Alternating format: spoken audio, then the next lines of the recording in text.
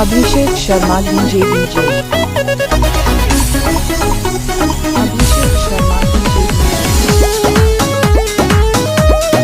अभिषेक शर्मा अभिषेक शर्मा अभिषेक शर्मा शादी खातिर तोहर दुल्हा को जाए करे दिन बारी का तो सब धराई करे। अभिषेक शर्मा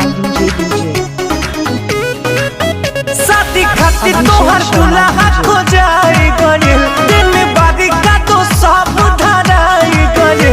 सुननी हाथी जनौरी के जन हो जाइबू कोई औरी के। सुननी हाथी जनौरी के जन हो जाइबू कोई औरी के।